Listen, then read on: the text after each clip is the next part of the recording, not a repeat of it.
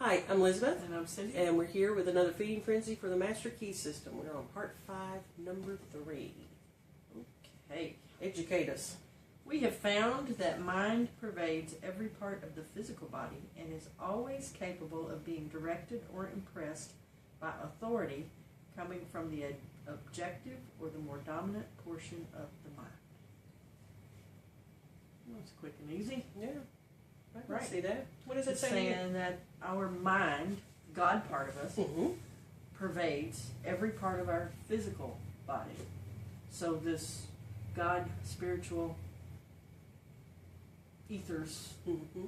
is in all of us. God, the energy is in all of us, Mm-hmm. physically. And it is always, all the time, Mm-hmm. never not Mm-hmm. capable of being directed or impressed by authority from the objective or the more dominant portion of the mind. So, in other words, we are always in control of what's going on in our physical being. Even though it seems blind, we're out of control right. sometimes. So that tells me that I am in charge. The God part of me, is in charge of directing this body as to how it's going to be ill or not, what disease is allowed in and not, what I have control of. You know, I have the power to say no to that, or to impress Or to upon say it, yes to that. or to say yes to that. I have the power to impress upon it. Now, with that said, I also believe that there's a point that if I let it go for a long time and just not care or not direct it, then it's going to take a lot of energy to redo something. Sure. So in other words, if I were to let an illness go for a long time, it's going to take a lot of energy to reverse that process. Sure. Oh, absolutely. Because you got to expend the energy in stopping the process.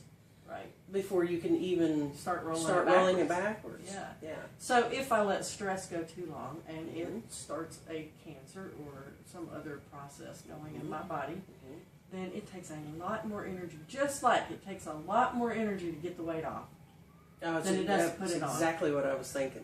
It took me a long time to realize that my body physically is what comes in last. You know, first you have the thought, and then it's got to run through all of the, but it impresses itself on the body last. It manifests in the physical last. Right. Well, when I go to make that change, I'm going to see it last. Right.